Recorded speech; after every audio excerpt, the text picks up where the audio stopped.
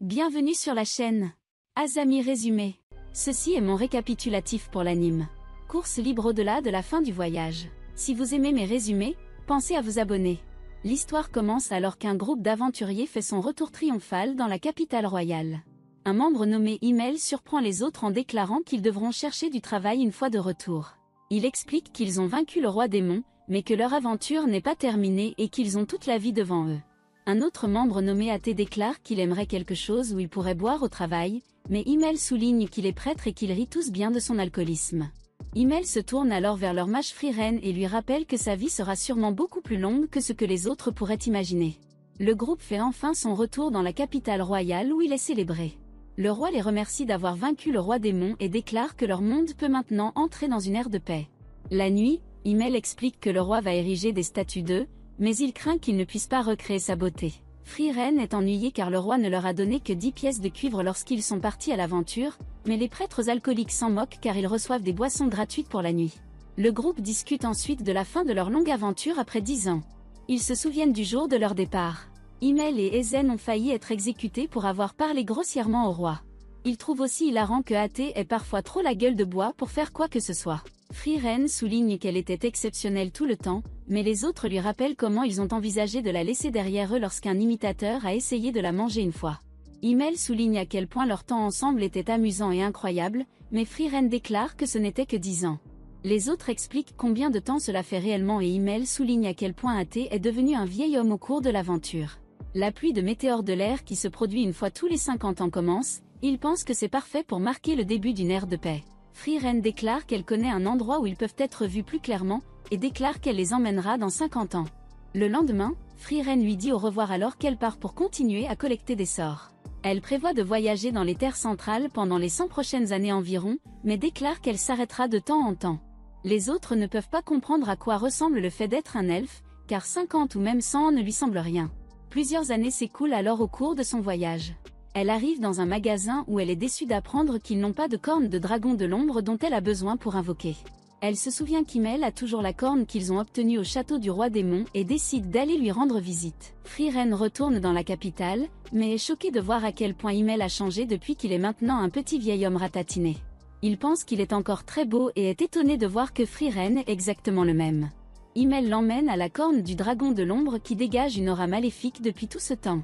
Elle fait évidemment remarquer qu'il aurait pu le planquer dans un hangar ou quelque chose du genre, mais il a refusé car pour lui c'était un trésor qui lui avait été confié par un ami cher. Elle renvoie la corne et admire leur statut. Frieren revient pour voir si Himmel est prêt et lui dit qu'il ne devrait pas trop s'inquiéter de son apparence puisqu'il est chauve de toute façon. Il rencontre le reste de leur groupe pour aller voir la pluie de météores de l'air, mais il est encore très tôt. Frieren explique que son endroit est en fait à une semaine de marche de là, alors ils voyagent à nouveau ensemble. Le voyage est comme au bon vieux temps et Himmel déclare qu'il attendait avec impatience le jour où ils seraient tous à nouveau ensemble. Il regarde la pluie de météores et Himmel remercie Frieren. Grâce à elle, il a eu cette délicieuse aventure à la toute fin. La scène suivante est celle des funérailles d'Himmel. Les spectateurs se demandent si Frieren était vraiment l'une des compagnes d'Himmel puisqu'ils ne l'ont pas vu une seule fois avoir l'air triste et il l'appelle sans cœur. Frieren entend cela, mais ses amis soulignent qu'ils n'ont pas non plus d'expression triste. Alors qu'ils enterrent Himmel, Frieren pense à la façon dont elle ne le connaissait pas vraiment. Elle déclare qu'elle savait que les vies humaines étaient courtes, mais elle commence à pleurer en se demandant pourquoi elle n'a pas essayé de mieux le connaître. Ils se préparent à se séparer à nouveau et Athé a un bon aperçu de Frieren car il déclare que ce sera probablement la dernière fois qu'il la verra alors que ses années d'alcoolisme déchaîné l'ont rattrapé. Elle est étonnée de voir que Athé ne craint pas la mort, mais il souligne qu'ils sont le groupe de héros qui a sauvé le monde et qu'ils vivront sûrement la belle vie au paradis après la mort. Il plaisante en disant que c'est la seule raison pour laquelle il est allé avec eux et elle l'appelle un prêtre corrompu. Frieren dit à Ezen qu'elle prévoit de continuer à collecter des sorts, mais qu'elle veut maintenant en savoir plus sur les humains également. Elle lui demande de venir, mais Ezen lui fait remarquer qu'il l'a aussi très vieux, alors ils se séparent. Plusieurs années passent et Frieren revient pour vérifier si le prêtre alcoolique est toujours en vie. Elle découvre qu'il l'est et il lui dit qu'il est plus difficile qu'il ne le pensait de faire une sortie élégante. Elle a apporté de l'alcool à mettre sur sa tombe et lui propose de le boire avec lui, mais Athé explique qu'il a arrêté de boire. Frieren déclare qu'elle a appris sur les humains lors de ses voyages et qu'elle est venue rembourser sa dette envers Athé avant qu'il ne passe. Cela fonctionne parfaitement puisqu'il a une demande et lui demande de prendre un apprenti. La fille s'appelle Fern, elle est orpheline de guerre et elle a du potentiel en tant que mage. Frieren s'excuse car c'est la seule chose qu'elle ne peut pas faire. Les apprentis mages meurent très souvent au combat. Fougère ne ferait que se mettre en travers de son chemin, alors elle refuse d'envoyer la personne dont elle est censée s'occuper à sa mort. Athée change sa demande et lui montre un grimoire créé par un homme nommé Huig qui contiendrait des sorts perdus de résurrection et d'immortalité. Il est écrit en code à l'aide d'images et il aimerait qu'elle le déchiffre pour savoir s'il détient vraiment ses secrets. Frieren déclare qu'elle devrait pouvoir le faire à 5 ou 6 ans, mais elle souligne à quel point Athée a dit qu'il n'avait pas peur de la mort. Il explique qu'il a 2 raisons de vouloir cela maintenant. La première est que quand il a dit ça, il faisait juste un visage courageux pour elle. La seconde est qu'il a maintenant plus peur de mourir qu'avant. Cependant, s'il ne peut pas atteindre l'immortalité, il aimerait un peu plus de temps. Elle accepte de le faire et il lui demande si elle pourrait aussi enseigner la magie des fougères pendant son temps libre. Il n'a pas les connaissances qu'elle possède, alors elle accepte de le faire aussi. Après un certain temps, Frieren trouve enfin Fern et lui dit qu'elle est très difficile à trouver. Monsieur Athée lui dit souvent qu'elle est pratiquement invisible et Frieren lui dit que c'est une bonne chose. Frieren réfléchit à la façon dont elle peut à peine détecter le mana de Fern et est étonnée de voir à quel point son contrôle sur son mana est exceptionnel. Athée a dit à Fern que lorsqu'elle pourra faire un trou dans un certain rocher, elle sera un bon mage. Fern démontre une attaque sur le rocher et souligne que sa magie se dissipe et ne l'atteint pas. Elle veut savoir ce qu'elle doit faire pour s'entraîner, mais Frieren veut d'abord lui poser une question. Elle demande à Fern si elle aime la magie. Fern dit qu'elle le fait un peu et Frieren semble aimer cette réponse comme elle peut le raconter. Frieren continuerait en expliquant que la magie à longue portée est une combinaison de 3 facteurs clés essentiels au mage. Il y a la quantité de mana, la force avec laquelle il est tiré et le niveau de contrôle que le mage a sur lui. Le mana et la force de tir de Fern font défaut et ce n'est pas quelque chose qu'elle peut réparer du jour au lendemain. Ça prendra des années à maîtriser. Cependant, son niveau de contrôle sur la magie est très élevé et c'est ce avec quoi la plupart des gens ont tendance à avoir des problèmes. Un joli montage d'entraînement montre ensuite à quel point Fern essaie de s'améliorer. Quelque temps plus tard, Frieren explique qu'en seulement 4 ans, Fern a appris plus que la plupart des gens en 10 ans. Frieren s'inquiète que Fern étudie trop dur depuis qu'elle a passé tout son temps dans les bois ces derniers temps, mais Athée souligne qu'elle doit vraiment aimer la magie. Frieren souligne qu'elle est encore loin de devenir une vraie mage et qu'elle finira de déchiffrer le grimoire avant elle. Athée est heureux d'entendre cela, mais sa joie ne dure pas longtemps car il s'effondre. Athée dit que c'est un miracle qu'il ait vécu aussi longtemps et que Ren soit libre pour essayer de déchiffrer le grimoire rapidement. Elle trouve Fern pour lui dire de s'occuper de Athée pendant qu'elle déchiffre, mais Fern dit qu'elle n'a pas encore touché le rocher. Frieren lui dit qu'elle finira par le faire, mais Fern est provocante et s'exclame que finalement ce n'est pas assez bien. Elle déclare que Athée lui a sauvé la vie et nous jetons un coup d'œil dans le passé. Fern n'était qu'une petite enfant et était prête à se suicider. Athée lui a dit que ce serait un gâchis pour elle de mourir si jeune et lui a raconté quand il avait perdu un vieil ami. Ce vieil ami était différent de lui, une flèche droite, et il n'a jamais abandonné quiconque était dans le besoin. Si son ami avait survécu à sa place, il aurait sauvé beaucoup de gens. Athée avait prévu de passer le reste de ses jours tranquillement, mais s'est rendu compte que s'il mourait sans rien faire, tout ce qu'il avait appris de son ami disparaîtrait du monde. Athée lui a dit que si elle avait aussi de précieux souvenirs en elle, alors ce serait un gâchis pour elle de mourir. Athée a toujours craint de mourir et de la laisser seule, et elle ne veut pas qu'il regrette de l'avoir sauvée. Elle se fiche que cela devienne un mage ou quoi que ce soit d'autre, apprendre une sorte de compétence pour subvenir à ses besoins et sa façon de le rembourser. Frieren la comprend et lui permet de continuer à faire ce qu'elle souhaite. Un autre montage montre le déchiffrement du Frieren et la fougère s'entraînant dur pour devenir plus puissante. Il se termine par une fin de course libre, mais révèle à Athée que le grimoire ne contenait aucun sort pour ramener les morts ou accorder l'immortalité. Cependant, elle se demande si Athée le savait déjà. Athée déclare que la peur de la mort est incommensurable, et si de tels sorts existaient, Huig les aurait jetés sur lui-même.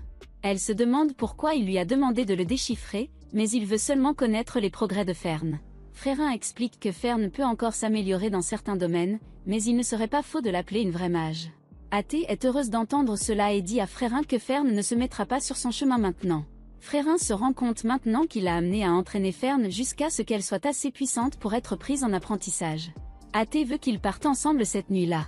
Il n'a plus beaucoup de temps à vivre et il ne veut pas que Fern fasse l'expérience de perdre quelqu'un d'autre. Frieren commence à s'effondrer, alors qu'elle révèle que Fern est prête à lui dire au revoir depuis un certain temps maintenant. Elle déclare que ce qu'il doit faire avant sa mort est de lui faire ses adieux et de se faire autant de souvenirs qu'il le peut. Athée explique qu'il a sauvé la fille parce que c'est ce que Himmel aurait fait, et Frieren pense qu'elle fera de même. La scène passe aux 2 filles visitant la tombe de Athée, et Frieren en verse une pour le prêtre alcoolique corrompu. Un an passe et on voit les 2 filles faire un travail. Leur récompense est un sort qui produit du thé chaud. L'autre jour, ils ont été récompensés par un sort qui transforme les raisins sucrés en raisins aigres, et la récompense avant cela était un sort pour enlever la rouille des statues de bronze. Frérin souligne que la collecte de sorts est son passe-temps, et Fern souligne à quel point Frérin doit vraiment aimer la magie. Frérin dit qu'elle ne l'aime que quelque peu, tout comme Fern. Fern pense qu'ils sont un peu différents, mais Frérin répète qu'ils sont les mêmes. Plus tard, ils découvrent que leur prochain travail a à voir avec une statue de Himmel. La femme explique que lorsque le village a été attaqué par un monstre, Himmel s'est vaillamment battu pour les défendre. Cela attriste la femme maintenant de voir une statue traitée de la sorte. Frérin déclare que c'est ce qu'il mérite, et c'est de sa faute de vouloir se montrer. Lorsque les villageois ont proposé de lui faire une statue, il aurait dû simplement décliner. Elle se souvient de ce jour et déclare qu'il a rendu le sculpteur fou en passant 18 heures à choisir une pose. À la fin, ils se sont installés sur un ridiculement simple. Frérin utilise un sort pour nettoyer le tout et décide d'utiliser un autre sort pour faire pousser des plantes de sa ville natale appelées Blue Moon Weeds. Malheureusement, elle ne peut pas évoquer des fleurs qu'elle n'a jamais vues auparavant, et elles n'ont pas été vues dans cette région depuis des années. Frérin décide qu'il devrait regarder de toute façon, car ils valent la peine d'être recherchés. S'il les trouve et les analyse, ils peuvent acquérir une compétence pour les évoquer. Nous nous précipitons ensuite dans un autre montage, et nous constatons qu'ils recherchent de l'herbe Blue Moon depuis 6 mois. Cela semble déranger Fern, mais Frérin pense simplement qu'ils devraient élargir leur zone de recherche. Fern parle seul avec la vieille femme et déclare que l'obsession de Frérin pour la magie est extraordinaire. À ce rythme, elle continuera à chercher pendant des années, voire des décennies. Fern s'exclame que Frérin est un mage qui possède le pouvoir de sauver de nombreuses personnes, et qu'elle ne devrait pas passer son temps à chercher quelque chose qui n'existe pas. La vieille femme explique que Frérin a vécu de nombreuses années. Elle est tellement plus mature qu'eux, et est sûre qu'elle comprendrait si Fern lui transmettait honnêtement ses sentiments. La vieille femme lui donne des graines d'une espèce apparentée, et Fern demande à Frérin s'il pourrait les planter autour de la statue de Himmel à la place. Frérin comprend ce que Fern doit ressentir, car elle ne passe pas seulement son temps à la recherche. Elle promet qu'ils partiront bientôt, mais ne lui dit pas dans combien d'années c'est bientôt. Fern commence à lui dire qu'elle ne sait pas quand s'arrêter, mais ils sont interrompus par un écureuil qui prend les graines. Alors qu'ils suivent l'écureuil, Fern se demande pourquoi Frérin collecte des sorts. Elle essaie de dire que ce n'est qu'un passe-temps, mais Fern n'y croit pas. Frérin lui dit alors qu'elle avait l'habitude de penser très différemment, mais ensuite elle a fait la connaissance d'un idiot qui a complimenté les sorts qu'elle a rassemblés. Frérin se souvient quand Himmel lui a parlé de l'herbe Blue Moon, et il espérait un jour l'emmener dans sa ville natale pour lui montrer. Les filles trouvent ensuite où les écureuils ont pris les graines et découvrent un grand lot de mauvaises herbes Blue Moon. Fern dit qu'elle ne peut pas comprendre pourquoi Frérin est si passionné par la magie, mais elle souligne qu'elle le fait réellement. Fern déclare qu'elle aurait été heureuse d'apprendre n'importe quelle compétence qui lui permettrait de subvenir à ses besoins, et cela n'avait pas besoin d'être magique. Cependant, Frérin souligne qu'elle a toujours choisi la magie. Les filles reviennent ensuite et mettent la touche finale à la statue. Un an plus tard, les filles traversent une ville et Frérin décide qu'elles devraient se séparer pour reconstituer leurs provisions de voyage. Fern pense que quelque chose est suspect et souligne que l'expression faciale de Frérin est le visage qu'elle fait lorsqu'elle lui cache quelque chose. Rien de bon n'arrive jamais quand elle fait cette grimace. Elle va certainement acheter quelque chose dont ils n'ont pas besoin. Fern repense à l'époque où Frérin a acheté une potion qui ne dissout que les vêtements et un crâne étrange. Fougère la suit pour s'assurer qu'elle ne gaspille pas ses fonds de voyage et est surprise de la voir dans un magasin d'accessoires. Frérin semble troublé alors qu'elle fait ses courses, et Fern décide qu'acheter un accessoire ne ferait pas de mal. Fern surprend alors que Frérin est à la recherche d'un endroit qui vend de bons desserts, mais c'est incroyablement injuste pour Fern, car elle n'a rien mangé de sucré depuis des mois. Frérin reçoit des instructions pour un endroit où elle demande de bons desserts, mais Fern peut instantanément dire que ce n'est pas le bon endroit. Elle s'inquiète pour la sécurité de Frérin, mais il s'avère que les gars là-bas connaissent un endroit pour obtenir de bons desserts. Ils le savent parce qu'un peu de sucre leur donne l'énergie dont ils ont besoin pour partir à l'aventure. Plus tard, ils se rencontrent à leur auberge, et Fern est surprise d'apprendre que Frérin veut réellement l'emmener au magasin de bonbons. Fern commande quelque chose qui lui rappelle quand Emma savait autrefois que Frérin voulait commander la même nourriture. Elle a été surprise qu'il sache ce qu'elle voulait, et il a souligné qu'ils voyageaient ensemble depuis longtemps. Frérin a souligné qu'elle ne savait rien de tous, alors ils ont tous fait le tour en indiquant quel était leur plat préféré. Tout le monde avait quelque chose d'unique, mais ils riaient tous quand les ennemis disaient que son préféré était l'alcool. De retour au présent, Frérin s'excuse de ne pas savoir ce que Fern aime et lui donne ce qu'elle a acheté. C'est un ornement de cheveux, et Fern se souvient que c'est son anniversaire. Fern exprime à quel point elle est reconnaissante, mais se rend compte qu'elle doit être plus claire car le Frérin semble désespérément dense. Fern déclare qu'elle est ravie que Frérin ait essayé de la connaître, Mais il est évident que Frérin ne comprend pas les sentiments des gens.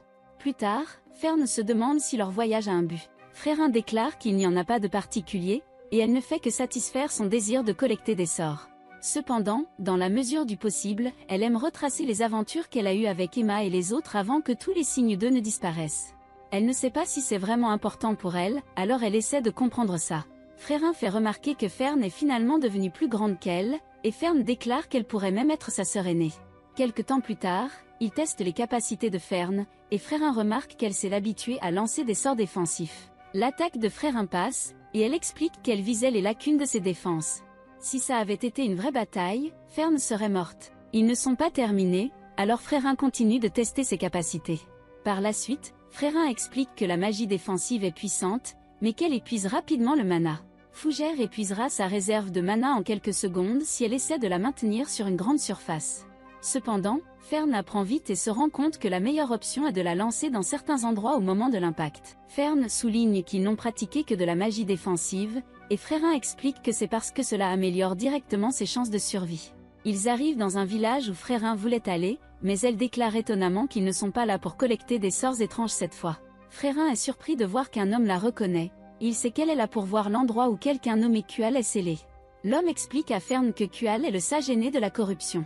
C'est un démon qui a commis de terribles atrocités dans la région il y a 80 ans, avant d'être scellé par Himmel le héros et son parti. Ce sceau se brisera bientôt, alors Frérin est là pour le vaincre. Elle se demande comment l'homme savait cependant, et il déclare que Himmel visitait la ville chaque année jusqu'à il y a environ 30 ans.